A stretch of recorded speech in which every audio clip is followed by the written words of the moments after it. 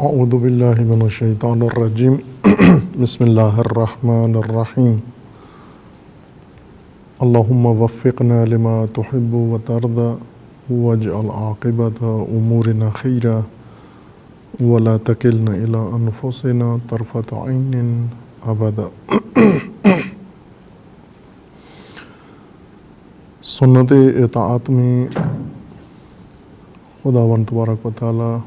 کا فرمان سورہ مبارکہ انعام میں ہے۔ سنت اطاعت کے ضمن میں ہم اس فصل میں پہنچے تھے کہ جن کی اطاعت ممنوع ہے انسان کے لیے لیکن کرتا ہے، اللہ کی اطاعت چھوڑ کر جن مطاع کی انسان اطاعت کرتا ہے اور جن کا فرمان مانتا ہے، انہیں قرآن کریم نے مشخص معین فرمایا ہے اور انسان کو حکم دیا ہے، یا مومنین کو یا رسول اکرم صلی اللہ علیہ وآلہ وسلم کو، کہ ان کی اطاعت نہیں کرنی، چونکہ یہ اس معرض میں ہیں۔ ان کا فرمان اور ان کا امر انسان سنتا ہے چہ بسا، جیسا پہلے بیان ہوا تھا۔ متعدد عوامل باعث بنتے ہیں کہ انسان اللہ کے فرمان کو چھوڑ کر اور غیر اللہ کے فرمان کی طرف چلا جاتا ہے، یا اپنے نفس کا فرمان سنتا ہے، شیطان کا فرمان بجا لاتا ہے اور طواغیت کا فرمان بجا لاتا ہے، اور بعض اوقات مختلف طبقات جو انسان کو دباؤ میں رکھتے ہیں ان کا فرمان بجا لاتا ہے، یا کسی سردار کا، کسی وڈیرے کا، کسی بڑے کا، بزرگ کا فرمان بجا لاتا ہے اللہ کے فرمان کو چھوڑ کر، بعض اوقات خوف کی وجہ سے، بعض اوقات کسی لالچ و طمع کی وجہ سے اور دیگر عوامل کے نتیجے میں، اور بعض اوقات ممکن ہے نافہمی کی وجہ سے یہ کام انجام دیتا ہو۔ ان موارد میں سے ایک مورد اشارہ ہوا تھا کہ عوام کی اتباع کرنا یا اطاعت کرنا ہے، کہ بعض اوقات انسان اللہ کے فرمان کو چھوڑ دیتا ہے اور عوام اور جمہور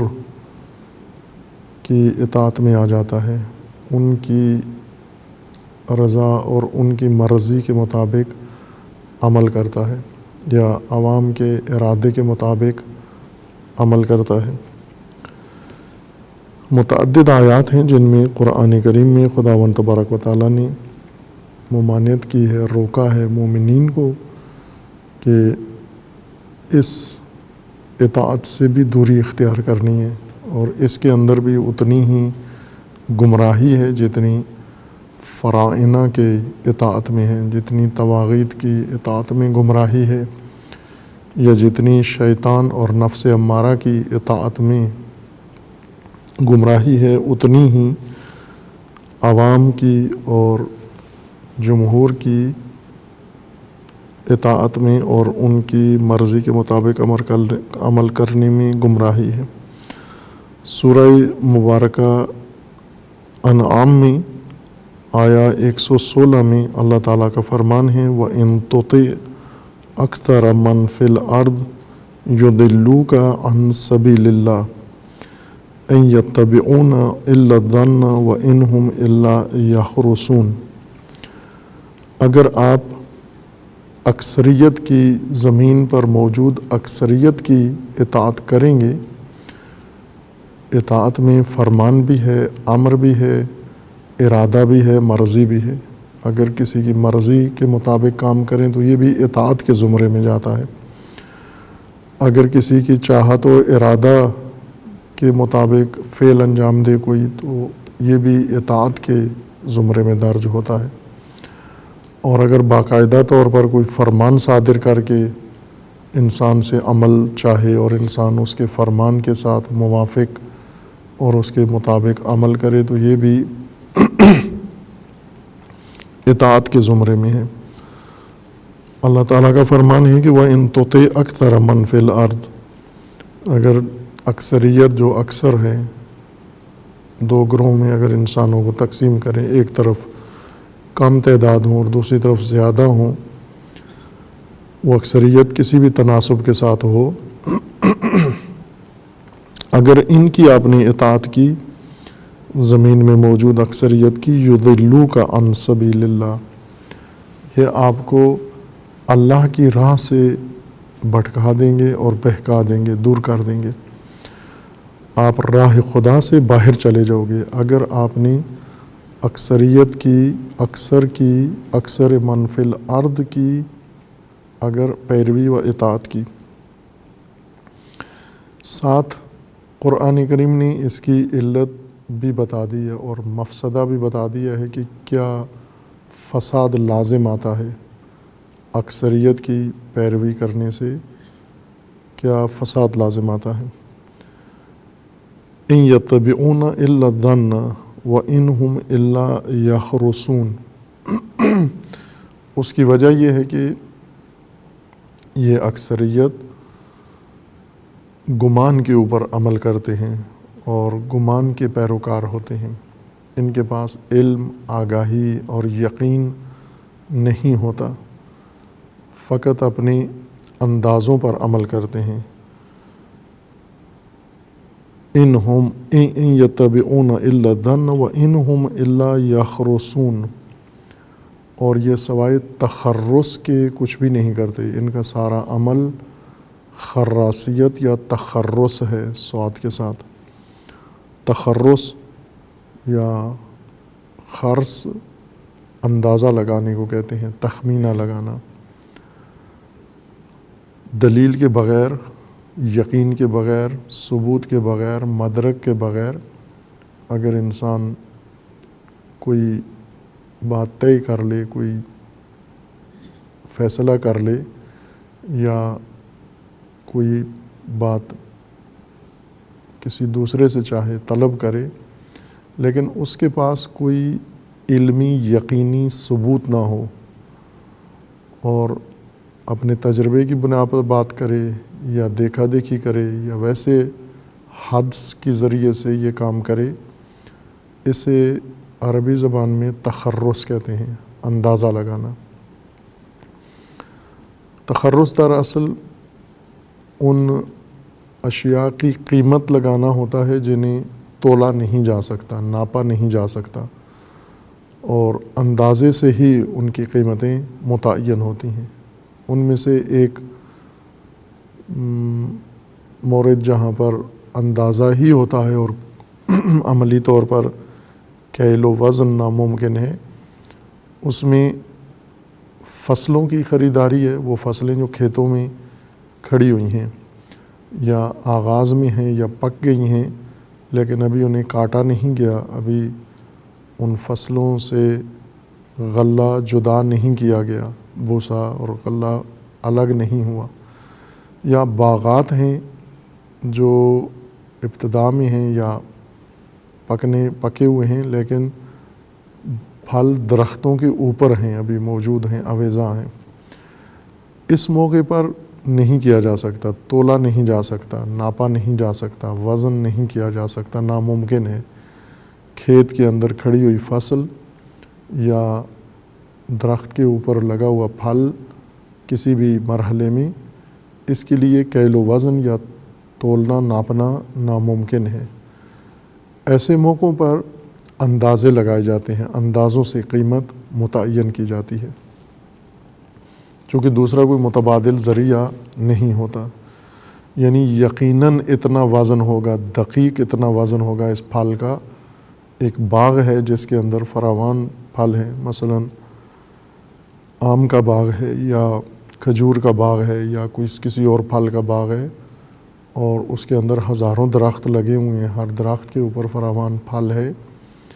تو کسی کے لیے ناممکن نہیں ہے کہ اس کا دقیق وزن نکال سکے۔ اگر پھلوں کو تولا جاتا ہے، تولنے والی چیزیں ہیں، وزن والی چیزیں ہیں، تو توزین ناممکن ہے۔ اگر پیمانے جس طرح کیل کیا جاتا ہے، کیل یعنی کسی پیمانے کے ذریعے سے اندازہ معین کیا جاتا ہے، کیل بھی ممکن نہیں ہے، اور اسی طرح ناپنا مقدار اس کی یہ بھی ناممکن ہے۔ یہاں پر رواج یہ ہے کہ یا معقول طریقہ یہی ہے کہ اندازہ لگاتے ہیں، ایک نگاہ دوڑاتے ہیں، بعض تجربہ کار یا ماہرین نگاہ دوڑا کے اندازہ لگاتے ہیں کہ باغ میں اتنا پھل ہوگا، اتنے من اتنے ٹن پھل ہوگا، اور اس کی کیفیت یہ ہوگی، ورنہ ہر درخت اور ہر شاخ پہ لگا ہوا ہر پھل کا دانہ شمار کرنا ناممکن ہے۔ بس اندازوں سے اور تخمینوں سے قیمت تعین ہوتی ہے۔ اسی کو تخرص کہتے ہیں، اسی کو خراسیت کہتے ہیں۔ خراس جو اس طرح سے دیکھ کر اندازے لگاتا ہو۔ اب یہ کچھ کاموں میں تو معقول لگتا ہے یہ اندازے لگانا، یا جیسے مساحت ہے، یا کوئی پہاڑ ہے، یا دریا ہے، سمندر ہے، جن کی مساحت ناپنا عملاً عام لوگوں کے لیے مشکل ہے، یہاں پر اندازے لگا لیتے ہیں اور اسی اندازوں کے مطابق اپنے معاملات انجام دیتے ہیں، لین دین کرتے ہیں، اندازاً وزن نکالتے ہیں، اندازاً قیمت متعین کرتے ہیں، اور اسی اندازے کے مطابق آپس میں لین دین کر لیتے ہیں۔ لیکن یہ اندازہ گیری اور تخمینہ لگانے کا عمل انہی مواقع کے ساتھ مخصوص نہیں رہا، بلکہ وہاں بھی اندازے لگانے لگے ہیں جہاں اندازہ نہیں لگانا چاہیے، جہاں ممکن ہے، جہاں وزن نکالنا ممکن ہے، توزین ممکن ہے، جہاں کیل کرنا ممکن ہے، ناپنا ممکن ہے، وہاں بھی اندازوں سے ہی متعین کرتے ہیں، زحمت نہیں کرتے، سستی کرتے ہیں، یا چشم پوشی کرتے ہوئے ایک اندازہ لگا کر اس جگہ پر بھی اندازہ لگاتے ہیں جہاں اندازہ نہیں بلکہ جہاں عملاً پیمانہ استعمال کرنا چاہیے۔ اس موقع پر اندازہ معقول عمل نہیں ہوتا ہے، اس موقع پر اندازہ در حقیقت ایک بے ایمانی ہوتی ہے، ایک بددیانتی قرار دی جاتی ہے، یا ایک غیر معیاری عمل قرار دیا جاتا ہے اندازے لگانا۔ مثلا جہاں گنتی ہو سکتی ہے اور معقول ہے، جیسے کسی نے اگر کوئی چیز خریدی ہے اور 10 ڈبے ہیں تو وہ 10 گنتا نہیں ہے، بس ایسے دیکھ کے اندازہ لگاتا ہے حجم سے کہ 10 ہی ہوں گے، صحیح ہوں گے۔ اس کو بھی تخرص کہتے ہیں، اس کو بھی خراسیت کہتے ہیں، لیکن یہاں پر تخرص منفی معنی میں آ جاتا ہے، یعنی جہاں علمی ثبوت، یقینی ثبوت انسان کو رکھنا چاہیے، یا عملاً جا کر شمار کرنا چاہیے اس شے کو جسے خرید رہا ہے یا جسے شمار کر رہا ہے، اسے یقین حاصل کرنے کے بجائے یا عملاً کسی معیار کے مطابق عمل کرنے کے بجائے وہاں بھی اندازہ لگاتا ہے۔ اس تخرص کو کہتے ہیں ایک قسم کا دھوکہ دہی ہے، یا ایک قسم کی جہالت ہے یہ تخرص، اور اسی سے پھر آگے مزید اس لفظ کا استعمال بڑا آگے، اور وہ یہ کہ جہاں نہیں ہے حتیٰ وزن کرنا یا قیمت لگانا یا ناپ تول کا موضوع ہی نہیں ہے، بلکہ کوئی اور موضوع ہے، انسان کے متعلقہ امور میں سے کوئی اور موضوع ہے، جیسے علمی موضوع ہے، یا کوئی بات نقل کرنی ہے، یا کوئی بات کسی کو بتانی ہے، وہاں پر بھی انسان اس بات کے منبع سے، مثلا ایک بات ہے کتاب دیکھ کے انسان بتا سکتا ہے، یا جیسے کوئی پوچھتا ہے ٹائم کیا ہوا ہے، وقت پوچھتا ہے دوسرے سے، تو وہ گھڑی نہیں دیکھتا، گھڑی باندھی ہوئی ہے لیکن نہیں دیکھتا، اور اندازے سے بتا دیتا ہے کہ اتنے بجے ہیں۔ یہ بھی تخرص ہے کہ وہ موضوعات جو ناپ تول سے تعلق نہیں رکھتے اور انسان اندازے ان میں بھی لگاتا ہے، بجائے ثبوت کے، بجائے مطالعہ کے، بجائے تحقیق کے، اسے بھی تخرص کہتے ہیں۔ اور چوتھا موقع جہاں پر لفظ تخرص و خرص استعمال کرتے ہیں عرب، جھوٹ ہے، چونکہ جھوٹ میں بھی تخمینہ و ظن و اندازہ ہی کار فرما ہوتے ہیں۔ اکثر جھوٹ اسی بنیاد پر جھوٹ ہوتے ہیں کہ انسان کو علم نہیں ہوتا اور علم کے بجائے اندازہ لگا کے بات کرتا ہے، اور وہ ویسے نہیں ہوتی جیسے اس نے اندازہ لگایا تھا یا جیسے اس نے یہ بات کی تھی۔ اسی طرح جھوٹ کو جس طرح سے خرص و تخرص کہتے ہیں، کوئی بات گھڑ کے انسان پیش کر دے، اپنی طرف سے بنا کر پیش کرے، مثلا دین کا مسئلہ ہے اپنی طرف سے بنا کر پیش کیا، یا کوئی فتویٰ ہے اپنی طرف سے گھڑ کے اس نے پیش کر دیا، یا حدیث ہے کوئی گھڑ کے اپنی طرف سے پیش کر دی، خبر ہے ایسے ہوا کچھ نہیں ہے لیکن خود سے ایک خبر گھڑ کے جھوٹ سے بنا کے اس نے نشر کر دی، اس کو بھی خرص ہی کہتے ہیں، یہ بھی تخرص ہے۔ بس استعمال کے اعتبار سے تخرص تمام ان مواقع پر لفظ تخرص بولا جاتا ہے۔ خرص جہاں انسان علم و یقین حاصل کرنے کے بجائے اندازہ و ظن و تخمین پر عمل کرے، کہ عملاً ہم اگر لوگوں کی زندگیوں میں دیکھیں، حتیٰ اپنی زندگیوں میں دیکھیں، تو بھی ہمیں زیادہ اندازے اور تخرص ہی لگتا ہے، چونکہ انسان سست ہے، کاہل ہے، ارادے میں ضعیف ہے، مشقت نہیں کرتا، زحمت نہیں کرتا، جو کام نگاہ اٹھا کے مثلاً اس کے سامنے پڑا ہوا ہے اس کی طرف نگاہ بھی نہیں اٹھاتا، اور اس کو بھی اندازے سے ہی مسئلے کو بتا دیتا ہے یا اندازوں سے انجام دیتا ہے۔ تو یہ خراصیت یا خرص معمول ہے، ایک عام رویہ اور ایک عام عمل بن گیا ہے عام لوگوں کی زندگی میں۔ قرآن کریم کا فرمانا ہے کہ یہ بیماری عوام کے اندر ہے، چونکہ عوام علم کی اتباع نہیں کرتے، اکثر لوگ میجورٹی یہ اندازوں کے پیچھے چلتے ہیں، تخمینوں کے پیچھے چلتے ہیں، چونکہ خود سے دلیل کے ذریعے، ثبوت کے ذریعے حق اور حقیقت تک نہیں پہنچتے، بلکہ متاثر ہوتے ہیں، کسی سے دیکھ کے اس کے عمل سے، اس کے رویے سے متاثر ہو کر پھر کوئی عمل انجام دیتے ہیں۔ تو چونکہ ان کے عمل میں ایک تو علم شمار نہیں ہوتا، یقین نہیں ہوتا، ان کی بنیاد ساری گمان کے اوپر ہوتی ہے، اور جب گمان کے اوپر بنیاد رکھتے ہیں تو یہی خراصیت آ جاتی ہے۔ چونکہ علم نہیں ہے، لا علمی کی حالت میں یا کم علمی کی حالت میں انسان کوئی بات سوچ لے، عقیدہ بنا لے، نظریہ بنا لے، یا فیصلہ کر لے، ارادہ کر لے، کوئی اور اس طرح کا اقدام کر دے، یہ سب خراصیت کے معنی میں آتا ہے۔ اور اس قسم کی خراصیت میں کہ جب انسان کے پاس علم و یقین نہ ہو، ثبوت نہ ہو، وہاں پر مشکل یہ ہے کہ جو ان کے پاس علم نہیں ہے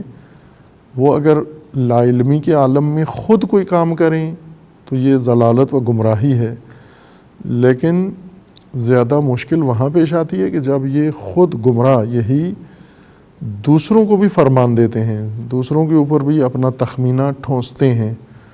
اور دوسروں سے بھی چاہتے ہیں کہ ان کے اندازے کے مطابق ہی کام کیا جائے۔ جیسے فرض کریں کسی کو راستہ نہیں معلوم تو دوسروں کو بھی اسی راہ پر لے جاتا ہے، نامعلوم راستے پر، کہ اندازہ ہے کہ یہی جاتا ہوگا راستہ، گمراہ کر دیتا ہے، ساتھ ایک جمعیت کو بھی گمراہ کرتا ہے۔ ان کی اطاعت سے روکا گیا ہے کہ ان کی اطاعت مت کریں، جن کے پاس علم نہیں ہے، ثبوت نہیں ہے، یقین نہیں ہے، جن کے پاس ان کی اطاعت نہ کریں، ان کا فیصلہ، ان کا ارادہ، ان کی مرضی، ان کی خواہش، اس کی ہرگز پیروی نہ کریں، چونکہ یقیناً اس کے اندر گمراہی ہے۔ بلکہ انہی خراصوں کے بارے میں اور خرص کے بارے میں قرآن کریم نے اور زیادہ شدید تر لہجہ اختیار کیا ہے، نہ صرف اطاعت سے روکا ہے بلکہ اور زیادہ شدت کے ساتھ ان کے عمل کی مذمت کی ہے۔ یہ سورہ متعدد آیات کے اندر خراصیت سے روکا ہے، جن میں سے ایک یہی آیت ہے سورہ مبارکہ انعام کی آیا 116، اور دوسری سورہ انعام آیا 148 میں سَيَقُولُ الَّذِينَ أَشْرَكُوا، آیا 148 سورہ مبارکہ انعام میں سَيَقُولُ الَّذِينَ أَشْرَكُوا لَوْ شَاءَ اللَّهُ مَا أَشْرَكْنَا وَلَا آبَاؤُنَا۔ ایک من گھڑت بات جو مشرکین گھڑ کے پیش کرتے ہیں لوگوں کو گمراہ کرنے کے لیے، وہ یہ ہے کہ آپ لوگ جو توحید کے قائل و معتقد و خدا کے، آپ کا نظریہ یہ ہے کہ ہر کام خدا کے ارادے سے ہوتا ہے، اللہ کے حکم سے ہر کام ہوتا ہے۔ اگر اللہ کے حکم سے سب کچھ ہوتا ہے تو یہ ہمارا شرک اللہ کی رضا کے بغیر کیسے ہو سکتا ہے؟ ہم اگر بت پوجا کر رہے ہیں اور خدا کے علاوہ کسی کو الہ مان رہے ہیں، رب مان رہے ہیں، تو آپ یہ بتائیں کہ اگر خدا راضی نہیں ہے اس عمل پر، ہمارے مشرکانہ عمل پر، تو پھر اس صورت میں اللہ کے حکم سے، مشیت سے جب سب کچھ ہوتا ہے تو یہ شرک جو ناپسند ہے یہ کیوں ہو رہا ہے؟ جبکہ اللہ کو پسند بھی نہیں ہے، اللہ کی مشیت کے مطابق بھی نہیں ہے، تو پھر یہ کیوں ہو رہا ہے یہ سب کچھ؟ سَيَقُولُ الَّذِينَ أَشْرَكُوا، آپ کو کہیں گے، یہ منطق جھاڑیں گے، یہ قول آپ کے سامنے پیش کریں گے مشرکین، لَوْ شَاءَ اللَّهُ مَا أَشْرَكْنَا، اگر خدا چاہتا تو ہم مشرک نہ ہوتے، ہم یہ جن چیزوں کو آپ شرک کہہ رہے ہو یہ کام ہم نہ کرتے، اور خدا روک لیتا ہمیں، لیکن آپ نے دیکھا کہ اللہ نے نہیں روکا، بس اس کا مطلب ہے اللہ نے نہیں چاہا کہ یہ رک جائے، یہ شرک ختم ہو جائے، اور نتیجہ اس سے لیا کہ بس اللہ نے نعوذ باللہ چاہا ہے کہ یہ ٹھیک کام ہے، بس تائید ہے۔ لَوْ شَاءَ سَيَقُولُ الَّذِينَ أَشْرَكُوا لَوْ شَاءَ اللَّهُ مَا أَشْرَكْنَا وَلَا آبَاؤُنَا، نہ ہم شرک مرتکب ہوتے اگر اللہ نہ چاہتا، اور نہ ہی ہمارے آبا و اجداد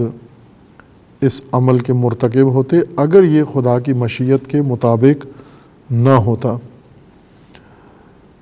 وَلَا حَرَّمْنَ مِنْ شَيْءٍ، اور اسی طرح ہمارے لیے کوئی شے محرم بھی نہ ہوتی، حرام بھی نہ ہوتی۔ كَذَلِكَ كَذَّبَ الَّذِينَ مِنْ قَبْلِهِمْ، اللہ تعالیٰ کا فرمان ہے کہ ان سے پہلے والے بھی ایسے ہی تھے، وہ بھی کذاب تھے اور وہ بھی تکذیب کرتے تھے اللہ کے فرامین کو۔ حَتَّى ذَاقُوا بَأْسَنَا، ان کے ان بدعملیوں کے نتیجے میں ہمارے عذاب نے انہیں آ کے گھیرا اور انہوں نے چکھا عذاب، اس وقت تک وہ یہی حرکت کرتے رہے۔ قُلْ هَلْ عِنْدَكُمْ مِنْ عِلْمٍ فَتُخْرِجُوهُ لَنَا، کوئی علم ہے خاص اللہ نے تمہیں دیا ہوا ہے جس سے یہ سارے جواز نکال لیے ہیں تم نے؟ مثلا اللہ کے فرامین، اللہ کے احکام اس وقت موجود ہیں، پوری وضاحت کے ساتھ موجود ہیں، تمام مومنین، تمام مسلمین کے پاس موجود ہیں، اپنے اپنے منابع سے ان کے پاس اللہ کے فرامین موجود ہیں، رسول اللہ کے فرامین، قرآن کی آیات، ائمہ اطہار کے فرامین، اور علماء و فقہا کے فتاویٰ کی صورت میں اللہ کے احکام اس وقت سب کی دسترس میں ہیں۔ ہم مومنوں کے اور مسلمانوں کے حتیٰ اعمال کو دیکھیں، مشرکین کو چھوڑ دیں، فقط مومنین و مسلمین کے اعمال کا جائزہ لیں تو ایک بڑی تعداد، بڑی مقدار مومنین و مسلمین کے اعمال کی ایسے ہے جو فرامین خدا کے مطابق نہیں ہیں۔ ان مواقع پر اللہ کا فرمان کچھ اور ہے اور ان کا عمل کچھ اور ہے۔ انہوں نے کہاں سے یہ جواز نکال لیا جو کچھ کر رہے ہیں اللہ کا فرمان ہوتے ہوئے؟ بعض اوقات چونکہ بہت سارے سلسلے بنے ہوئے ہیں، جس طرح جن کی تائید نہ انبیاء کی سیرت سے ہوتی ہے، نہ قرآن کی آیات سے ہوتی ہے، نہ ائمہ ہدیٰ علیہم السلام کے کسی فرمان سے ہے، نہ علماء فقہا کے کسی قول و فتویٰ سے ان کی تائید ہوتی ہے، لیکن لوگوں نے خود سے یہ ساری چیزیں اختیار کر لی ہیں، اپنا لی ہیں۔ اگر ان سے پوچھیں کہ یہ کہاں سے ہے، یہ جواز کہاں سے لیا ہے، تو یہ نہیں کہتے کہ ہمیں اللہ کی طرف سے یہ فرمان ہے یا کسی کتاب کے اندر ہے، کسی نبی نے بیان کیا ہے، امام نے بیان کیا ہے، بلکہ اس کے لیے تخمینے لگاتے ہیں، اندازے لگاتے ہیں کہ یہ کام ہم نے کیا ہے اور اس کام کا جواز فقط ایک ان کا اندازہ ہے، ایک تخمینہ ہے، علم نہیں ہے ان کے پاس۔ قرآن کریم کا بھی فرمان ہے کہ ان سے پوچھیں حل عندکم من علم، علم ہے، کوئی علمی دلیل ہے، کوئی ثبوت ہے، آیت ہے، روایت ہے، فتویٰ ہے، کوئی قول ہے، کوئی عقلی دلیل ہے تمہارے پاس، علم ہے تمہارے پاس، فَتُخْرِجُوهُ لَنَا، وہ دلیل ہمارے سامنے لاؤ۔ کون سی دلیل ہے؟ ان تتبعون الا الظن وان انتم الا تخرصون، پھر قرآن نے خود ہی فرما دیا کہ کوئی علم نہیں ہے ان کے پاس، فقط ان کے گمان ہیں اور فقط ان کے اندازے ہیں۔ مثلا اس وقت عملاً جو کچھ مومنین سے سرزد ہو رہا ہے، مسلمین سے بعض اعمال سرزد ہو رہے ہیں جن کا کوئی جواز اللہ کے فرامین میں نہیں ہے موجود، شریعت میں نہیں ہے موجود، ان سب کے پیچھے ان کے اپنے ظنون، گمان کار فرما ہیں۔ متعدد اعمال ہیں جو ہر طبقہ انجام دے رہا ہے، بعض تو ان کے پورے دین کی بنیاد ہی تخرص ہے، اس میں شائبہ بھی اللہ کے حکم کا یا قرآن کا یا رسول اللہ کے فرامین کا ذرا برابر شائبہ بھی موجود نہیں ہے، اور انہوں نے خود سے اندازے اور تخمین سے اپنے لیے پورا ایک شریعت بنا لی ہے، اپنے لیے دین بنا لیا ہے جس کا کوئی ثبوت ان کے پاس کہیں بھی نہیں ہے۔ تو تخمینے اور اندازے سے یہ کام کیا ہے۔ ان تتبعون الا الظن وان انتم الا تخرصون، تم فقط اندازے لگاتے ہو، تم فقط تخمینے لگاتے ہو، یعنی تم گھڑتے ہو اپنی طرف سے جان بوجھ کر، لا علمی کے ساتھ، لا علمی کی حالت میں اقرار نہیں کرتے لا علمی کا، اور علم حاصل کرنے کی درپے نہیں ہوتے، بلکہ خود سے اندازے لگا لیتے ہیں، یہ ایسے ہوا ہوگا، یہ اس نے کیا ہوگا، یہ فلاں اس طرح سے ہوا ہوگا، اس طرح سے اندازے لگا کے مثلاً اللہ کو راضی کرنے کے تخمینے لگائے ہوئے ہیں کہ خدا اس طرح سے راضی ہوگا،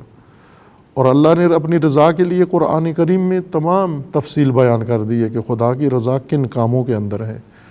اور جو کام یہ تلقین کرتے ہیں یا انجام دلواتے ہیں ان کے اوپر کوئی ثبوت نہیں ہے کہ ان اعمال کے اوپر اللہ راضی ہے، لیکن تخمینہ لگایا ہوا ہے، اندازہ لگایا ہوا ہے، یا خود سے گھڑ لیا ہے کہ یہ کام اگر میں کروں تو خدا مجھ سے راضی ہے یا خدا لوگوں سے راضی ہوگا۔ اسی طرح رسول اللہ کے احکام کا علم نہیں ہے لیکن تخمینے ہیں، ائمہ ہدیٰ کے لیے اندازے و تخمینے انہوں نے فرض کیے ہوئے ہیں۔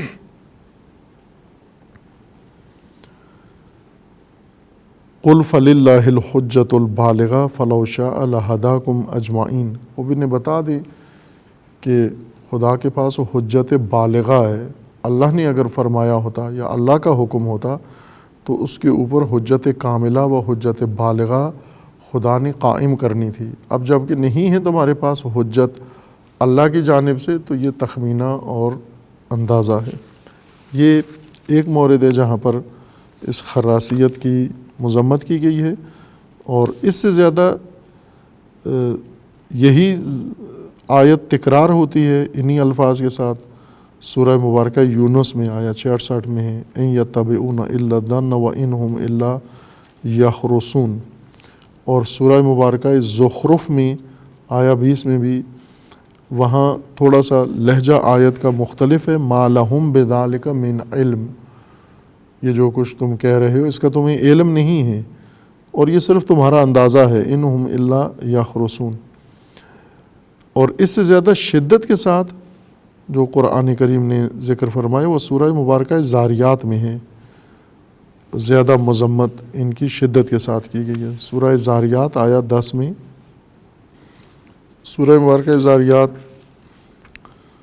شروع ہوتی ہے بسم اللہ الرحمن الرحیم، والذاریات ذروا فالحاملات وقرا فالجاریات یسرا فالمقسمات امرا انما توعدون لصادق وان الدین لواقع والسماء ذات الحبک انک لفی قول مختلف یؤفک عنہ من افک قتل الخراسون۔ قتل ایک نفرین ہے، یعنی ایک طرح کی بد دعا ہے۔ قتل یعنی مردہ باد، ہلاک ہو جائیں، مر جائیں۔ قتل الخراسون الذین هم فی غمرۃ ساہون یسألون ایان یوم الدین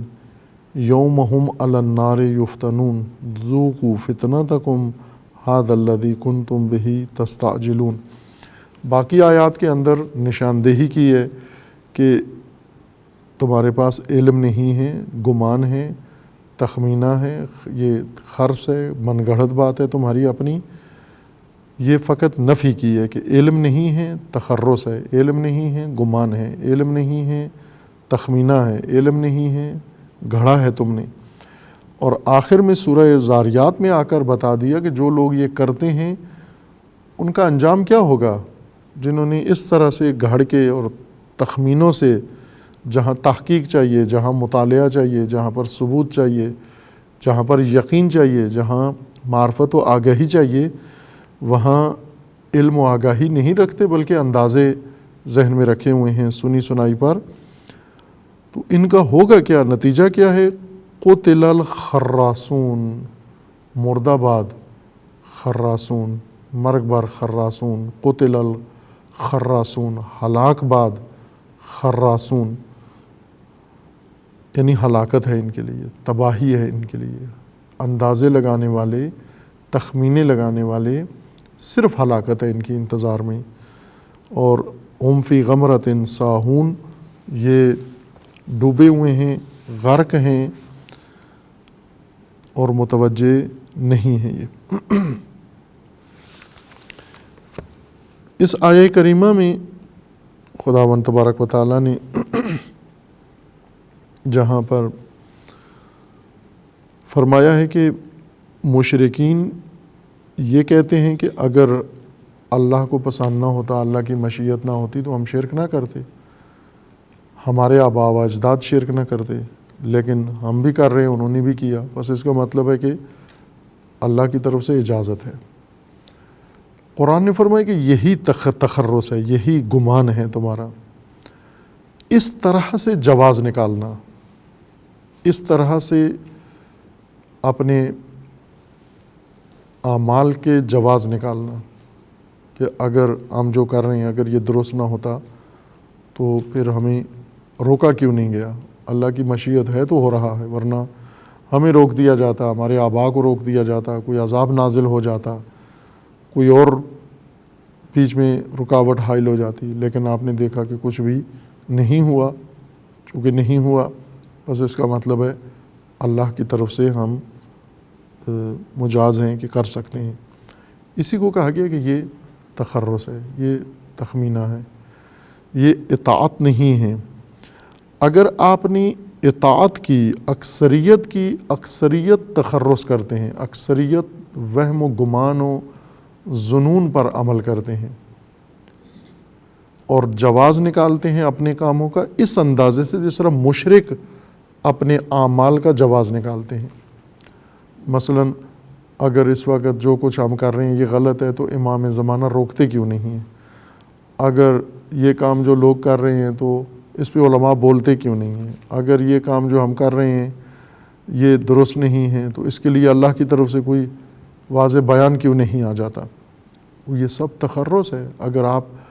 عوام الناس کی اطاعت کریں گے، ان کی پیروی کریں گے، وہ آپ کو حتماً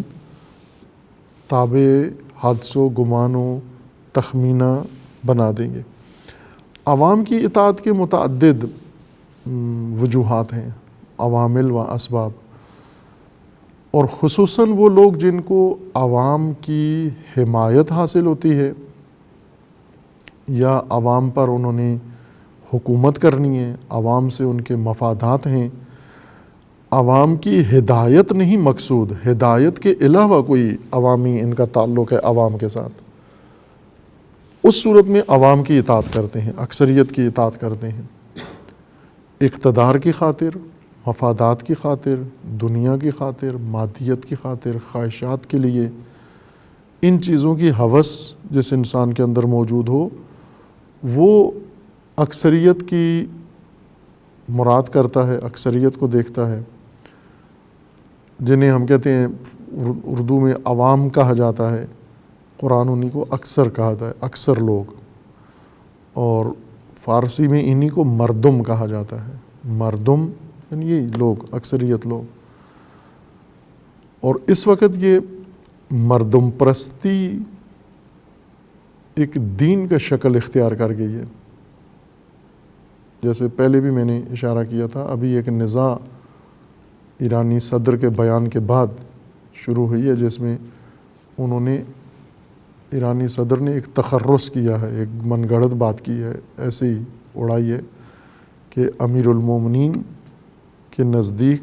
الہی نظام حکومت وہی ہے جیسے لوگ چن لیں، انتخابات کے ذریعے سے لوگ جیسے انتخاب، چونکہ وہ خود ابھی باہری اکثریت سے انتخاب ہوئے ہیں، تو اس انتخاب کو اب وہ استعمال کرنا چاہتے ہیں ولایت کے مقابلے میں، ولی فقیہ کے خلاف الیکشن کو استعمال کرنا چاہتے ہیں، چونکہ وہاں دو خصوصیتیں ہیں نظام کے اندر، اسلامی بھی ہے، جمہوریت بھی ہے۔ جمہوریت اب آ گئی ہے ولایت کے مقابلے میں، کہ ایک صدر ہے جسے لوگوں نے انتخاب کیا ہے، اور ایک ولی فقیہ ہے جو الہی حکم سے انتخاب ہوئے ہیں یا الہی حکم سے یہ اس منصب پر فائز ہوئے ہیں۔ ان کے اس بیان کے بعد کہ امیر المومنین کی حکومت اور امیر المومنین کے اعتقاد کے مطابق حق کا حاکم وہی ہے اسلامی الہی جسے لوگ انتخاب کریں، اور لوگ ہی بنیادیں، لوگ ہی اساس ہیں۔ اب یہ کہاں سے نکال لیا انہوں نے؟ نہج البلاغہ کے کسی جملے میں، جس طرح یہ مشرکین استفادہ کرتے ہیں کہ اگر یہ غلط ہوتا تو کیوں روکا نہیں ہے، اس طرح سے ایک نہج البلاغہ کے جملے سے یہ استفادہ کر لیا، اور باقی تمام نہج البلاغہ کو بھی چھوڑ دیا، ترک کر دیا، اور قرآن کو بھی چھوڑ دیا، آیت اکمال الدین کو چھوڑ دیا، ولایت کو چھوڑ دیا، حدیث غدیر کو چھوڑ دیا، تمام امور کو چھوڑ کر صرف اس لیے کہ اپنے انتخاب میں وزن پیدا کریں اور اس سے اپنے مقاصد حاصل کریں، بنیاد ہی آ کر خراب کرنے کی کوشش کی کہ اسلام میں سرے سے ولایت کا کوئی تصور ہی نہیں ہے، بلکہ سب انتخابات سے ہی مسئلہ انجام پائے گا۔ اس کے بعد یہ نزاع اب ایران کے اندر ہے اس وقت، شاید ایران سے باہر کم گئی ہے، لیکن ایرانی حلقوں میں، علمی حلقوں میں اور مذہبی حلقوں میں اور حوزہ علمیہ قم کے اندر اور مشہد و دیگر حوزات کے اندر علماء فقہا میں یہ ایک سنجیدہ بات شروع ہوئی ہے کہ عوام کو کتنا حق حاصل ہے، حکومت اسلامی میں عوام کا کیا کردار بنتا ہے، آیا عوامی رائے، عوامی انتخاب یہ مجوز ہے؟ اسلامی حکومت اس طرح سے قائم ہوتی ہے کہ جسے عوام انتخاب کر لیں، اللہ کی طرف سے وہی مقرر ہو جاتا ہے؟ چونکہ کوشش یہ ہے کہ جمہوریت کو اسلام کے ساتھ ملا کے ثابت کیا جائے، جیسا پہلے اشارہ کیا تھا کہ نصف صدی تک سوشلزم کو اسلام بناتے رہے، اسلامائز کرتے رہے، اور اب نصف صدی لگ گئی ہے جمہوریت کو اسلام بنانے میں۔ جمہوریت کا مطلب کیا ہوتا ہے؟ یعنی مردم، عوامی حکومت، عوامی حاکمیت، عوامی فیصلہ، عوامی رائے۔ آیا مان سکتے ہیں آپ،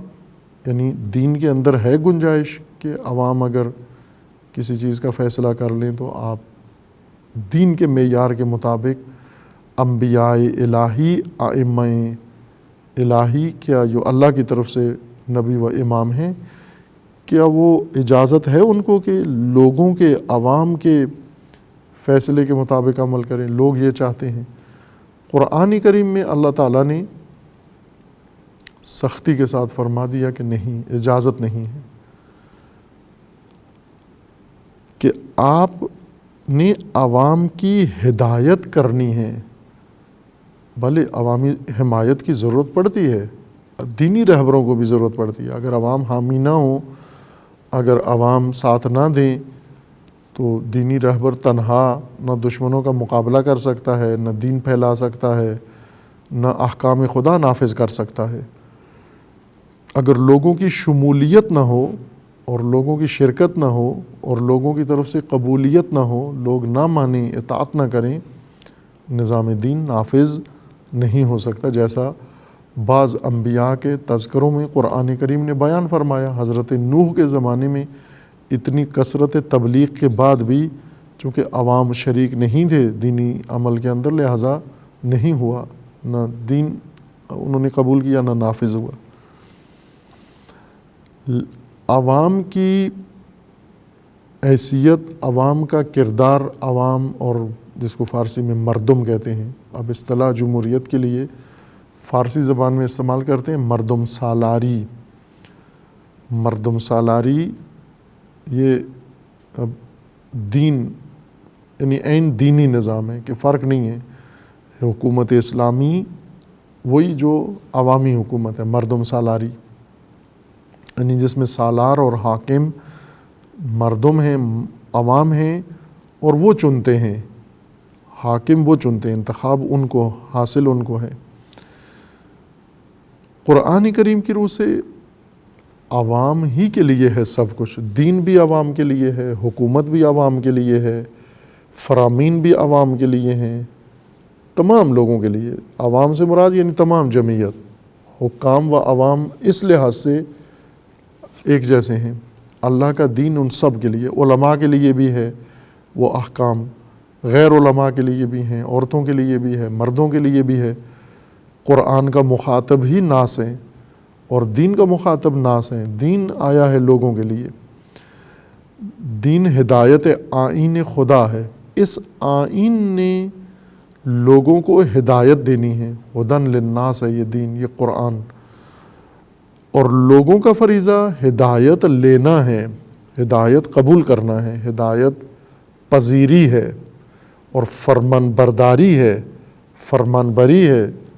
جو دین ان کے لیے فریضہ مقرر کرتا ہے۔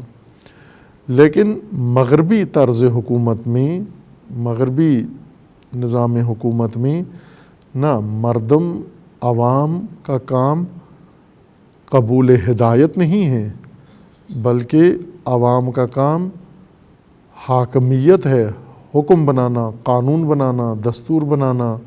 ضابطہ بنانا اور فیصلے کرنا۔ یہ سب عوام کا حق ہے،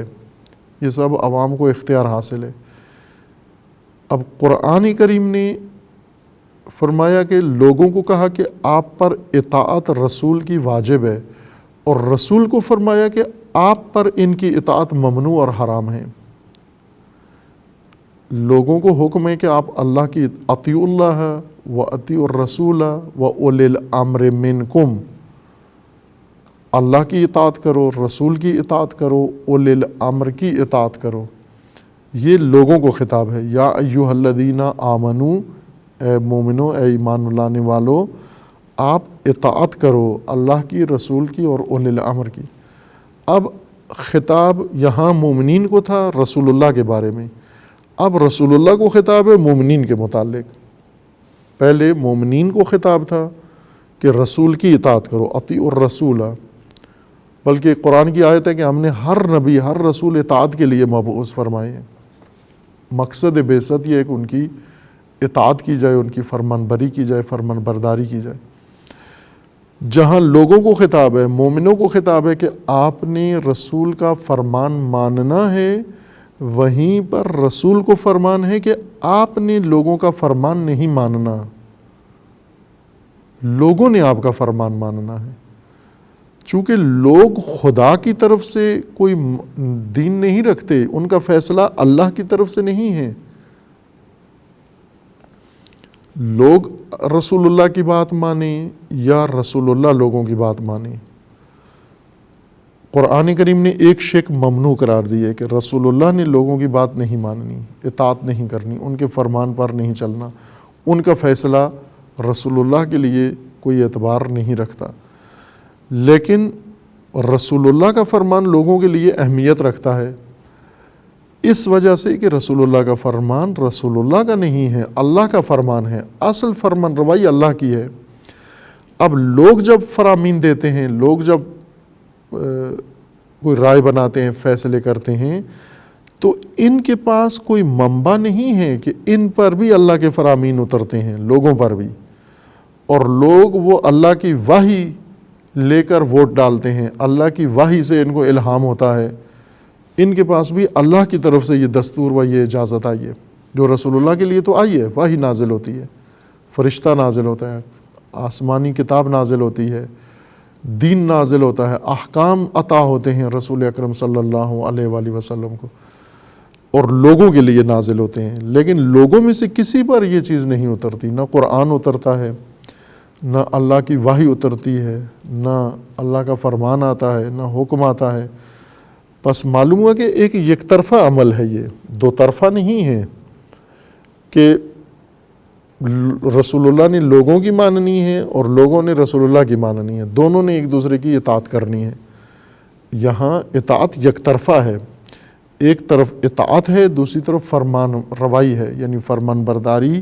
اور فرمان روائی ہے. اس کی وجہ یہ ہے کہ اللہ کے فرامین صرف اس ایک جہت سے، ایک طرف سے آ رہے ہیں، دوسری طرف کی طرف جا رہے ہیں، اس سمت میں فرامین جا رہے ہیں، نہ کہ اس طرف سے بھی فرامین آ رہے ہیں.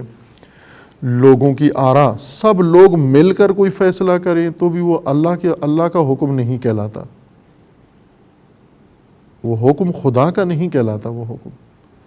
اگر تمام روئے زمین پر بشر مل کر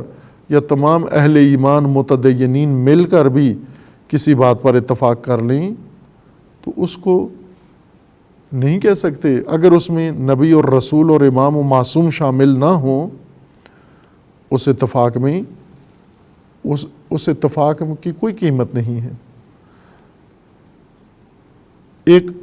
اعتقاد ہے اور فقہی بحث بھی ہے، تمام مسالک تقریباً ان کے ہاں بعض مسالک رد کرتے ہیں، اجماع کو نہیں مانتے، لیکن اہل سنت کے بعض فقہ میں اجماع حجیت رکھتا ہے، اور شیعہ کے نزدیک بھی، امامیہ کے نزدیک بھی اجماع معتبر ہے، دلیل ہے باقاعدہ.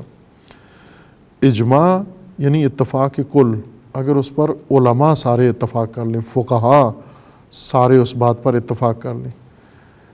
خوب اگر سارے فقہاء اتفاق کر لیں، مل کر ایک رائے پر متفق ہو جائیں، تمام آثار و تمام زمانوں کے فقہاء، تو آیا یہ اللہ کا حکم ہو جائے گا؟ نہ، صرف اتفاق کے علماء کی وجہ سے بھی وہ حکم خدا کا نہیں ہو سکتا. جہاں پر حکم خدا کے لیے باقاعدہ دلیل موجود ہے، یعنی دلیل عقلی ہے یا دلیل لفظی ہے، آیت قرآن ہے، حدیث ہے، رسول اللہ کی ہے، امام معصوم کی ہے، وہاں اجماع نہیں ہوتا. اگر ہو بھی تو اسے اعتنا نہیں کی جاتی، کیونکہ اس اجماع کی ہمیں بنیاد پتہ ہے کہ اس حدیث کی وجہ سے سب اس قول کے قائل ہیں. وہاں اجماع بے قیمت ہوتا ہے، اس لیے کوئی اجماع کو وہاں دلیل نہیں سمجھتا، بلکہ جس دلیل کی وجہ سے اجماع ہوا ہے اسی کو سارے دلیل سمجھتے ہیں، دلیلیت اسی کو حاصل ہے. اجماع وہاں موضوعیت اپنی دکھاتا ہے اور اس کو حاصل ہوتی ہے جہاں اجماع کے علاوہ، اتفاق رائے کے علاوہ کوئی اور منبع نہ ہو، آیت بھی نہ ہو، روایت بھی نہ ہو، اور دلیل عقلی بھی نہ ہو، کوئی اور علمی دلیل ثبوت بینہ بھی نہ ہو. فقط ہمارے پاس علماء کا اتفاق ہے، علماء کا اجماع ہے کہ سارے علماء اس ایک بات پر متفق ہیں. کیا سارے علماء کے ایک بات پر اتفاق سے وہ حکم خدا ہو جاتا ہے؟ امامیہ کے نزدیک نہ، اس حتی علماء بھی اتفاق کر لیں تو بھی وہ حکم خدا نہیں بنتا، کیوں حکم خدا اس کو پھر کہتے ہیں، کیوں اجماع کو دلیل سمجھتے ہیں حکم الہی کے لیے؟ اس لیے دلیل سمجھتے ہیں کہ اجماع کشف کرتا ہے قول معصوم، فرمان معصوم کو۔ اجماع سے یہ یقین پیدا ہو جاتا ہے کہ یہ جو علماء نے اتفاقی رائے ظاہر کی ہے، امام معصوم بھی اسی رائے کے متفق ہیں اس رائے کے ساتھ۔ اگر وہ متفق نہ ہوتے تو کسی ذریعے سے قول مخالف اور مخالف رائے کا اظہار کر دیتے، کسی فقیہ کے ذریعے، کسی قول کے ذریعے، کسی بھی ممکنہ طریقے سے اس اجماع کو توڑ دیتے، اس اجماع کو نقض کر دیتے۔ لیکن اب چونکہ نہیں ہوا، پس اس کا مطلب یہ ہے کہ امام کی رائے اس اتفاق میں شامل ہے، پس اجماع علماء غیر معصوم اس وجہ سے حجت ہے کہ کشف کرتا ہے کہ اس میں رائے معصوم بھی شامل ہے، اور رائے معصوم منبع ہے دین کا۔ بنابراین اگر اتفاقاً سارے مل کر ایک بات کریں تو اس اتفاق میں اگر کاشفیت قول معصوم نہ ہو، وہ اتفاق بے قیمت ہے۔ اس صورت میں اتفاق رائے و اتفاق فتویٰ یا اجماع قیمت رکھتا ہے، دینی قیمت رکھتا ہے، علمی قیمت رکھتا ہے، جب کشف کرے قول معصوم کو۔ یہ امامیہ کے نزدیک معیار ہے اجماع کے معتبر ہونے اور اجماع کی حجیت کا۔ اہل سنت کے ہاں بھی اجماع معتبر ہے، اور وہ اس بات کے معتقد ہیں کہ اجماع اگر امت کا اتفاق ہو جائے، تمام امت ایک، چونکہ حدیث نقل کرتے ہیں کہ رسول اللہ صلی اللہ علیہ وآلہ وسلم نے فرمایا کہ لا تجتمع امتی علی خطأ، میری امت کبھی بھی خطا پر اجماع نہیں کرے گی، اتفاق نہیں کرے گی، بلکہ جہاں پر خطا ہوگی اور بے شک اکثریت مانے لیکن کچھ نہ کچھ پھر مخالفت ضرور کریں گے تاکہ اتفاق امت نہ بنے۔ اگر اتفاق امت ایک مسئلے پر ہو گیا ہے تو وہ حتماً ہم کہہ سکتے ہیں کہ یہ درست ہے، اللہ کا قانون ہے یہ۔ لیکن علمی طور پر اگر ہم اس کا جائزہ لیں کہ اگر اس اتفاق میں رسول اللہ شامل نہیں ہیں، اگر اس رائے میں امام معصوم نہیں ہیں، اور باقی ساری امت اگر اتفاق کر بھی لیتی ہے، تو یہ دلیل نہیں بن سکتی کہ یہ حکم خدا ہے۔ اور سادہ سی دلیل ہے اس بات کے لیے کہ کیوں نہیں ثابت ہوتا اس سے حکم خدا، چونکہ فرداً امت کا ہر فرد خطا کار ہے، اور یہ خطا کار اگر ایک رائے دیتا ہے تو اس میں احتمال خطا ہے۔ 10 آدمی اگر رائے دیتے ہیں خطا کار، جن کی رائے میں خطا کا امکان ہے، تو 10 آرا اس معرض میں ہیں کہ خطا ہوں۔ اگر 100 ہو جائیں، 1000 خطا کار بھی مل کر ایک رائے دیں تو احتمال خطا ان کے اندر پھر بھی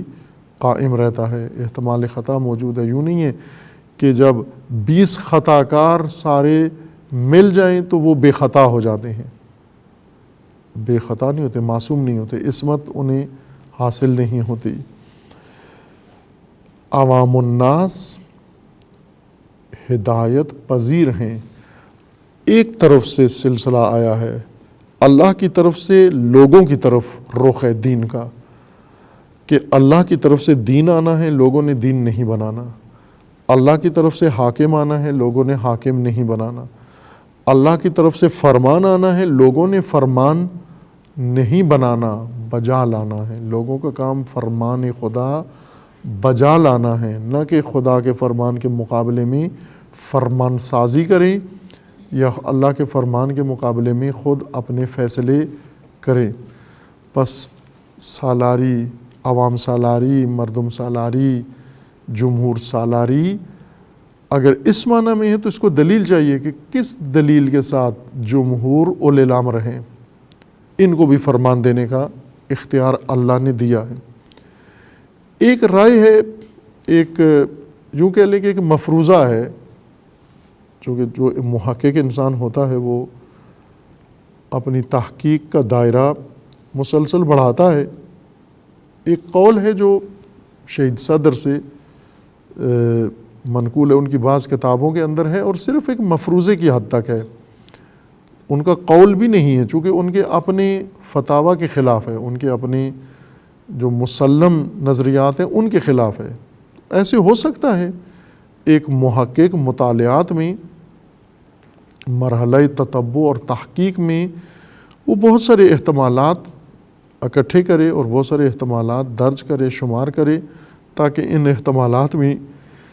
دوبارہ جب نظر ثانی کرے گا، دلیل کے ذریعے ان کو پرکھے گا معیار پر، تو جو احتمالات بے دلیل ہیں انہیں رد کر دیتا ہے، اور جن احتمالات کے اوپر شاہد دلیل موجود ہوتی ہے انہیں تائید کرتا ہے۔ اور وہ نظریہ ہے ولایت امت کا، کہ خلافت امت، یہ جمہوریت کو اسلامی بنانے کی ایک ترکیب ہے، ایک تدبیر ہے۔ اور شہید صدر نے اپنی ایک کتاب کے اندر اس کو ایک احتمال کے طور پر ذکر کیا اور پھر چھوڑ دیا ہے، فقط یہ بات کر کے اس کے اوپر کوئی ڈھانچہ نہیں بنایا، اس کے اوپر کوئی عمارت قائم نہیں کی، چند اشارات کیے ہیں۔ بعد میں ایک لبنانی عالم ہیں آقا مہدی شمس الدین، وہ بھی وفات پا گئے ہیں، انہوں نے، وہ ظاہراً شہید صدر کے شاگردوں میں سے بھی غالباً شمار ہوتے تھے، انہوں نے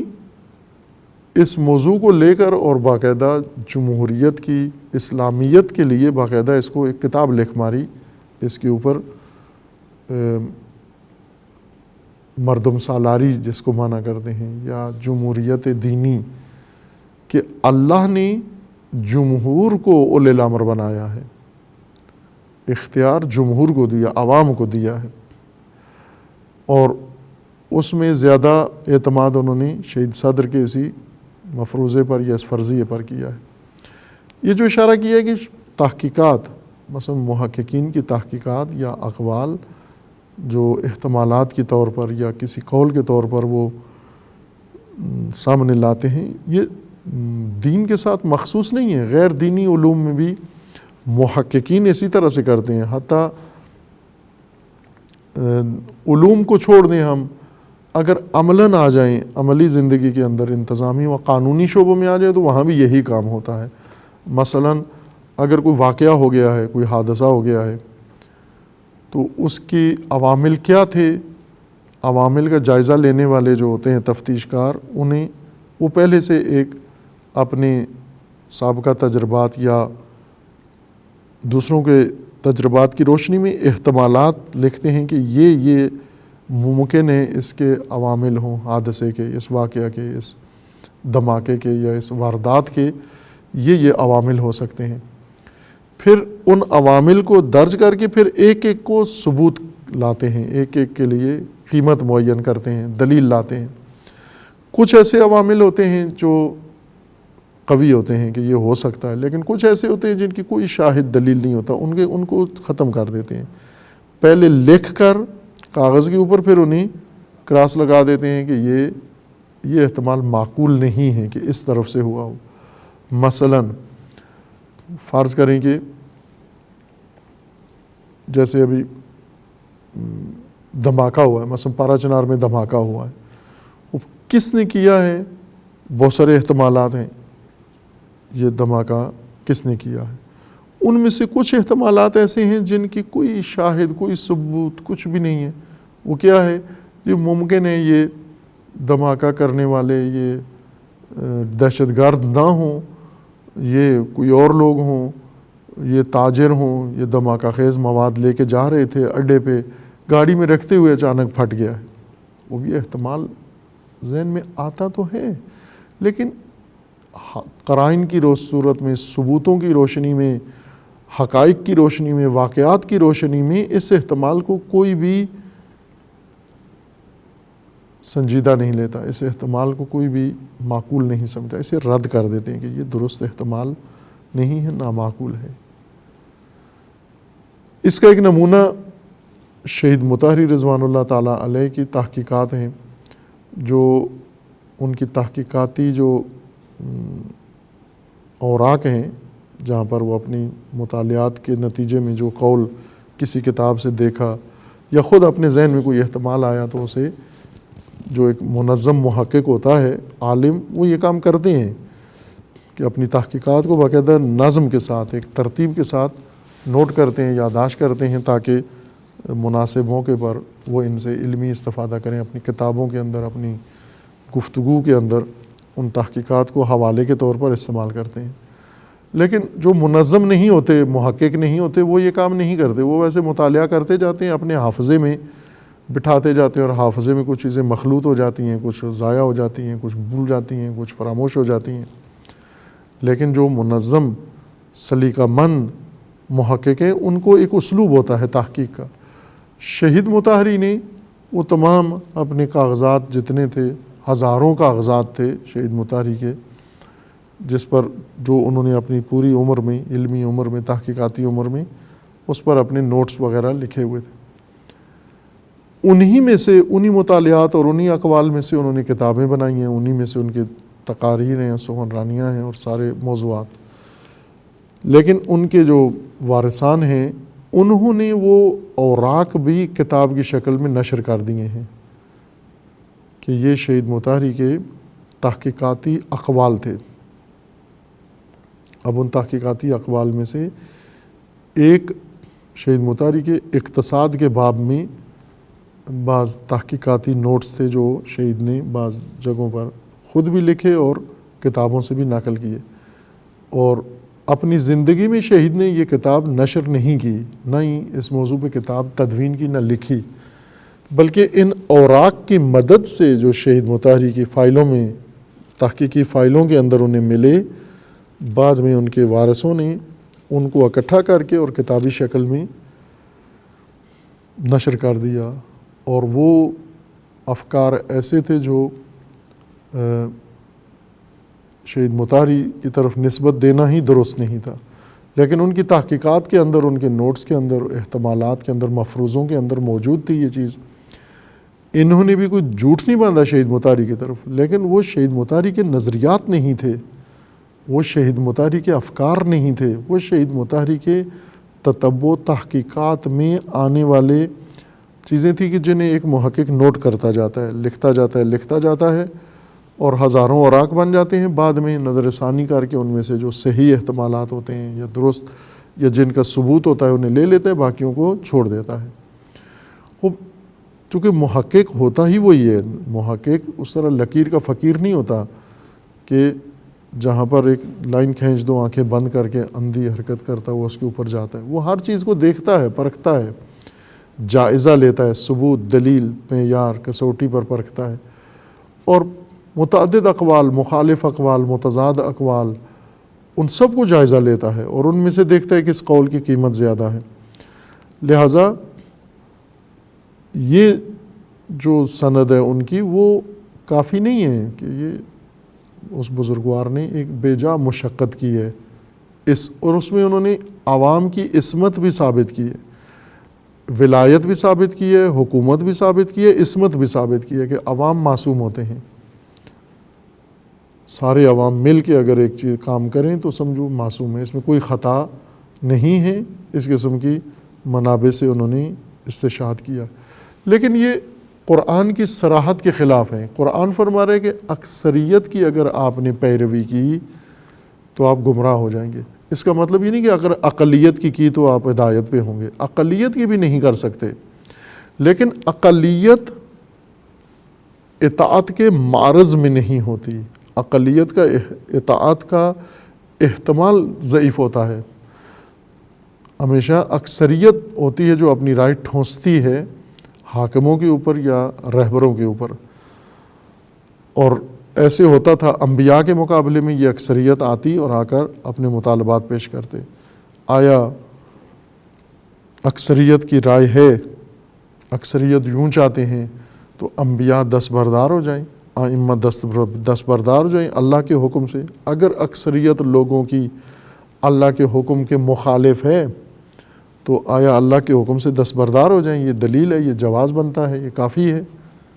نہ، قرآن فرماتا ہے ہرگز کافی نہیں ہے. اس کے لیے قرآن کریم میں متعدد آیات کے اندر خداوند تبارک و تعالیٰ نے یہ ممانعت ذکر کی ہے کہ اکثریت کی اتباع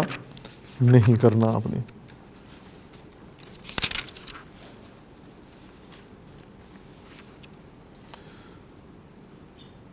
پہلے عرض کیا تھا کہ اطاعت کے مترادفات میں سے ایک اتباع ہے، فرق ہے اطاعت اور اتباع میں، لفظاً بھی فرق ہے،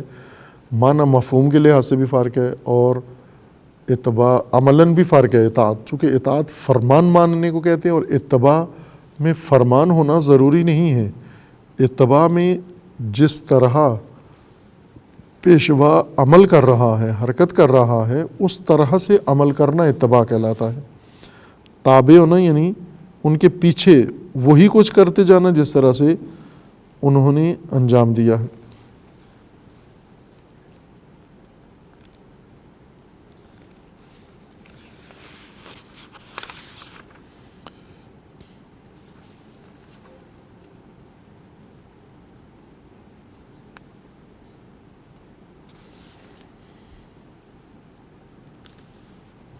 مثلا جو لوگ اپنی اتباع و اطاعت کرواتے ہیں، انبیاء سے بھی ان کو توقع ہے، ائمہ سے بھی ان کو توقع یہ ہے کہ یہ انبیاء بھی ہماری اطاعت کریں، ان کے پیروکار بھی ہماری اطاعت کریں، ائمہ بھی ہماری اطاعت کریں، اور ائمہ کے پیروکار بھی ہماری اطاعت کریں۔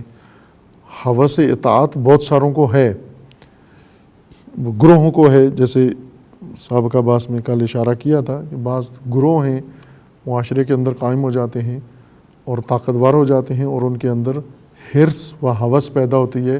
کہ اب دوسروں سے اطاعت کروائیں، اپنی مرضی دوسروں کے اوپر ٹھونسیں۔ ان میں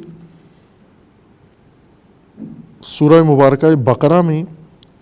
آیا اللہ تعالیٰ کا فرمان ہے وَلَن تَرْضَ عَنْكَ الْيَهُودُ وَلَا النَّصَارَىٰ حَتَّىٰ تَتَّبِعَ مِلَّتَهُمْ، یہود و نصارہ آپ سے خوش نہیں ہوں گے جب تک آپ ان کی اتباع نہ کریں۔ یعنی وہ طمع رکھتے ہیں آپ سے، مومنین سے، مسلمین سے، کہ یہ سب ان کے پیروکار بن جائیں، اور اس وقت تک وہ راضی نہیں ہیں جب تک تم ان کی اطاعت و اتباع نہیں کرتے۔ سورہ مائدہ میں ہے وَلَا تَتَّبِعْ أَهْوَاءَهُمْ أَمَّا جَاءَكَ مِنَ الْحَقِّ۔ آپ کے پاس جب حق آ گیا ہے تو اب آپ ان کی خواہش کی اتباع مت کریں۔ سورہ انعام میں وَلَا تَتَّبِعْ أَهْوَاءَ الَّذِينَ كَذَّبُوا بِآيَاتِنَا فَاحْكُمْ بَيْنَ النَّاسِ بِالْحَقِّ وَلَا تَتَّبِعْ الْهَوَىٰ۔ حضرت موسیٰ کی وصیت ہے جناب ہارون کو کہ اخلفنی فی قومی وَأَصْلِحْ وَلَا تَتَّبِعْ سَبِیلَ الْمُفْسِدِینَ، فسادیوں کی اتباع مت کرنا۔ سورہ جاسیہ میں ہے کہ وَلَا تَتَّبِعْ أَهْوَاءَ الَّذِينَ لَا يَعْلَمُونَ، آپ ہرگز اتباع مت کرو ان کی جو نہیں جانتے، لا علموں کی اتباع مت کرو۔ پس پیغمبر اکرم صلی اللہ علیہ وآلہ وسلم اور آپ کے پیروکار مومنین کو سختی کے ساتھ تاکید ہے کہ آپ نے ان کی اتباع نہیں کرنی۔ متعدد آیات ہیں کہ ہم بعد میں اطاعت، ابھی ان آیات کا جائزہ لے رہے ہیں جو اطاعت کے مادہ سے، جن کے اندر مادہ اطاعت سے نکلا ہوا لفظ استعمال ہوا ہے، لیکن بعد میں اتباع جن کے اندر آیا ہے ان آیات کو بھی ہم ملاحظہ کریں گے تاکہ معلوم ہو جائے کہ قرآن کریم نے اتباع کا اور اطاعت کا دائرہ کیا معین و مشخص کیا ہے۔ پس ایک موضوع یہ ہے کہ اکثریت کی اتباع نہیں کرنی، آپ نے اطاعت نہیں کرنی۔ وَلَا تُطِعْ أَكْثَرَ مَنْ فِي الْأَرْضِ، زمین پر موجود لوگوں کی اکثریت کی اتباع نہیں کرنی۔ اس کا یہ مفہوم نہیں نکلتا کہ اقلیت کی کرنی ہے، یعنی اکثر من فی الارض کی اطاعت نہیں کرنی، لیکن اقل من فی الارض کی اطاعت کرنی ہے، یہ نہیں نکلتا مفہوم اس سے، کیونکہ عقل چاہتے نہیں ہیں، اطاعت کے خواہاں نہیں ہوتے، اطاعت کی ہوس نہیں ہوتی، اکثریت میں اطاعت کی ہوس ہے۔ اکثر جب یہ چاہتے ہیں کہ ہماری مرضی کے مطابق کام ہو، وہ یہ ارادہ رکھتے ہیں۔ انہیں حکم ہے رسول اکرم صلی اللہ علیہ وآلہ وسلم کو کہ آپ نے ان کی اطاعت قبول نہیں کرنی۔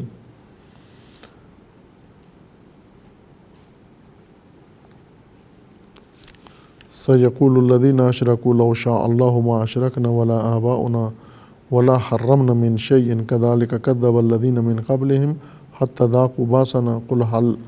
عندكم من علم فتخرجوه لنا ان تتبعون الا الظن وان انتم الا تخرصون وللہ الحجۃ البالغہ۔ پس سورہ انعام میں آیا 116 میں خداوند تبارک و تعالیٰ کا واضح فرمان ہے کہ آپ نے اطاعت نہیں کرنی، نہ مومنوں نے کرنی ہے اور نہ رسول اللہ نے کرنی ہے۔ وَإِن تُطِعْ أَكْثَرَ مَنْ فِي الْأَرْضِ يُضِلُّوكَ عَنْ سَبِيلِ اللَّهِ، اکثریت کی اتباع و اطاعت کرو گے وہ خدا کی سبیل سے تمہیں دور کر دیں گے۔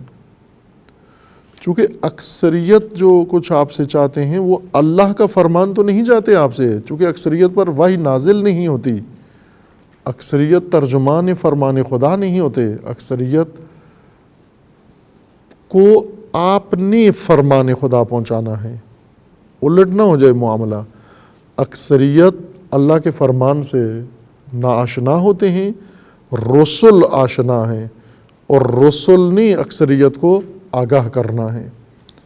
اور یہ معاملہ الٹ نہ ہو کہ رسل اکثریت سے فرمان لیں کہ آپ کیا چاہتے ہو۔ چونکہ یہ کرتے تھے، اکثریت اکٹھے ہو کے نبی کو گھیر لیتے تھے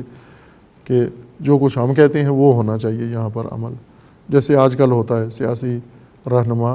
اکثریت کی رائے دیکھ کر، یا لوگ کیا چاہتے ہیں، مردم کیا چاہتے ہیں، عوام کیا چاہتے ہیں، عوام کو بتانا ہے آپ نے کہ خدا کیا چاہتا ہے، نہ کہ آپ نے اپنی ساری زندگیاں وقف کر دینی ہے کہ لوگ کیا چاہتے ہیں۔ لوگ تو بہت کچھ چاہتے ہیں، اور جو کچھ چاہتے ہیں وہ سارا آپ کے ذمہ نہیں ہے، آپ نے اس کو پورا نہیں کرنا۔ اور قرآن نے فرما بھی دیا وجہ کیا ہے کہ کیوں اکثریت کی رائے پر عمل نہیں کرنا، ان یتبعون الا الظن، چونکہ یہ گمان کے تابع، ان کے اپنے اندازے ہیں، من گڑھت چیزیں ہیں، تخمینے ہیں ان کے کہ اگر یوں ہو جائے تو ہمارے حق میں، اگر ایسے ہو جائے تو ہمارے لیے بہتر ہے، اس طرح سے کر دیا جائے ہمارے لیے بہتر ہے۔ مثلا اس کی ایک مثال لیتے ہیں ہم کہ ابھی جو موجودہ واقعات ہیں، حادثات ہیں، ہم بیٹھ کر آپس میں اندازے تخمینے لگا لیتے ہیں کہ دہشت گردی ہے، اس دہشت گردی کو روکنے کے لیے کیا کریں ہم، تخمینے ہیں، اندازے ہیں کہ مذاکرات ہوں تو مسئلہ حل ہو جاتا ہے، دہشت گردوں کو سیاسی میدان میں لے آئیں تو دہشت گردی کا مسئلہ حل ہو جاتا ہے۔ اگر مثلا یہ مسلح فورس اگر سنبھال لے سول حکومت کے بجائے حکومت ان کے پاس آ جائے، دہشت گردی کا مسئلہ حل ہو جاتا ہے۔ یہ جو عموماً عوام، مختلف عوامی طبقات یا عوامی ترجمان اظہار کرتے ہیں کہ دہشت گردی روکنے کے لیے یہ ذریعے ہیں، ان سے رکتی ہے، واقعاً رکتی ہے ان ذریعوں سے۔ اور جو یہ رائے بناتے ہیں دہشت گردی کو روکنے کے لیے، یہ تخمینہ ہے، ایک اندازہ ہے، اور اندازوں کے مطابق کوشش بھی کر لی ہے، تخمینوں کے مطابق روکنے کی کوشش بھی کر لی ہے، رکی نہیں ہے۔ مثلا پہلے اندازے لگائے، گمان، اپنے گمان کے ذریعے، اپنے تخمینوں کے ذریعے سے، اپنے تخرص، قوت تخرص کے ذریعے سے کہ یہ اگر اقدام کرتے ہیں ہم تو دہشت گردی رک جائے گی، عمل کر کے بھی دیکھ لیا نہیں رکی۔ بس معلوم ہوا کہ جو تخمینے ہیں اکثر غلط نکلتے ہیں، اندازے عموماً غلط نکلتے ہیں، خلاف نکلتے ہیں۔ اگر اندازوں پر دین استوار ہونا ہوتا تو پھر اتنا اہتمام کرنے کی کیا ضرورت تھی، علم کی کیا ضرورت ہے، یقین کی کیا ضرورت ہے، اور یہ مشقتیں جھیلنے کی کیا ضرورت ہے، اگر تخمین و اندازوں سے یہ سارے کام انجام پانے تھے۔ اللہ تعالیٰ نے جو احکام بیان کیے ہیں ان کے متعلق بھی تخمین و اندازہ کافی نہیں ہے، تخرص و ظن کافی نہیں ہے، چونکہ اتباع ظن سے منع کیا گیا ہے کہ آپ گمان کی پیروی مت کرو، اور جو گمان پر جن کا بھروسہ ہے ان کی بھی پیروی مت کرو، کہ گمان کسی کو بے نیاز نہیں کرتے۔ جس طرح تخرص کے بارے میں چند آیات مشاہدہ کی ہیں، اسی طرح ابھی ظن و گمان کے بارے میں دیکھیں قرآن کریم کس شدت کے ساتھ مذمت فرماتا ہے ظنون پر عمل کرنا اور گمان پر عمل کرنے سے۔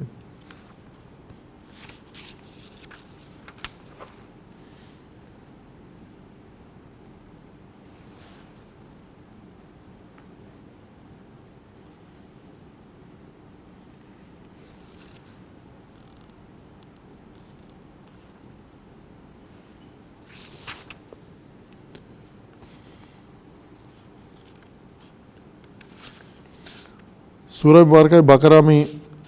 بنی اسرائیل کے بارے میں کہ لا یعلمون الکتاب الا امانیہ و انہم الا یظنون، بنی اسرائیل علم نہیں رکھتے تھے کتاب کا، اور علم کے بجائے امانی، امنیہ اور ظنون و گمان، جانشین علم کیا ہوا تھا انہوں نے، ورنہ کتاب کا علم نہیں تھا ان کے پاس۔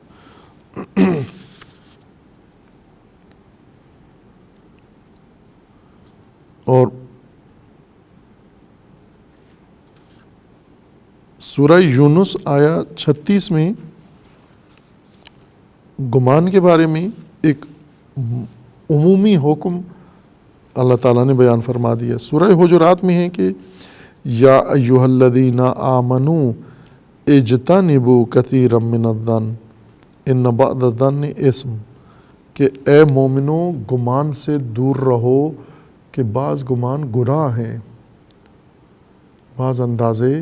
گناہ ہیں، دور رہو، اندازوں پہ نہ رہو، گمان و تخمینے پہ مت رہو۔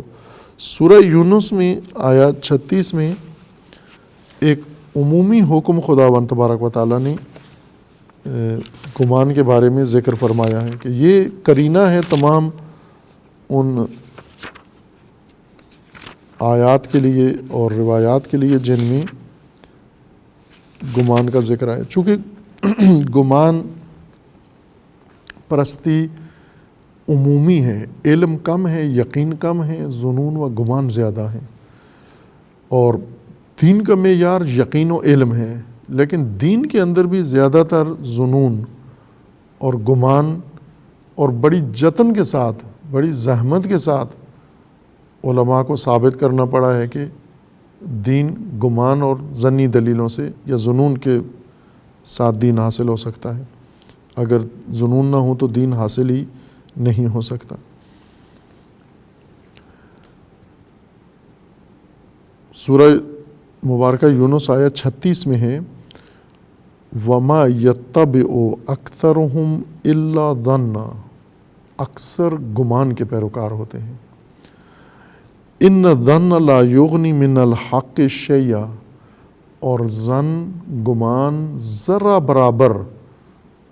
حق ثابت کرنے کے لیے کافی نہیں ہے، ذرہ شے برابر، ذرہ برابر حق ظنون اور گمان و تخمینوں اور اندازوں سے ثابت نہیں ہوتا۔ ان اللہ علیم بما یفعلون۔ بس یہاں پر ایک دو ٹوک بات قرآن نے فیصلہ کن بات کر دی ہے کہ ظن و گمان آپ کو حق کے اس بات میں ذرا برابر مدد نہیں دیتا۔ ان الظن لا یغنی من الحق شیئا، حق شے برابر، ذرا برابر بھی گمان کے ذریعے سے ثابت نہیں ہوگا۔ خوب، اس آیہ کریمہ کی روح سے جو سورہ انعام میں آیا 116 ہے، خداوند تبارک و تعالیٰ کا رسول اللہ کو فرمان ہے کہ آپ نے اکثریت کی اتباع نہیں کرنی، وَلَا تُطِعْ أَكْثَرَ مَنْ فِي الْأَرْضِ، اکثر من فی الارض کی پیروی آپ نے نہیں کرنی۔ یعنی اس طرح سے نہ ہو جائے کہ جن کو آپ کی پیروی کرنی ہے، جن کے اوپر آپ کی اطاعت لازم ہے، آپ بعض صورتوں میں ان کی اطاعت شروع کر دیں، ان کی بات ماننا شروع کر دیں، اور وہ ٹھونستے ہیں اپنی بات، کرتے ہیں اپنی بات، یوں نہیں کہ انہیں اپنی حیثیت پتہ ہو کہ ہم تو تابع ہیں، ہم تو مطیع ہیں، ہم فرمان بردار ہیں، ہمارا کام رسول اللہ کے فرامین ماننا ہے، ہمارا کام رسول اللہ کو فرمان دینا نہیں ہے۔ آج بھی کرتے ہیں، ہم یہ کام کرتے ہیں آج بھی، دعا کی صورت میں، آرزو خواہش کی صورت میں۔ ابھی مثلا کتنا ہم رسول اللہ سے جو ایک چیز سب چاہتے ہیں، پوری امت یہ چاہتی ہے، اور شاعر، نعت خوان، نعت گو اس کی ترجمانی بھی کرتے ہیں کہ ہمیں گناہ کی اجازت ہونی چاہیے، اور گناہ کے باوجود ہم بہشت میں جائیں، اور یہ رسول اللہ کر سکتے ہیں۔ اور وہ یعنی اس وقت جو عموماً رسول اللہ کے متعلق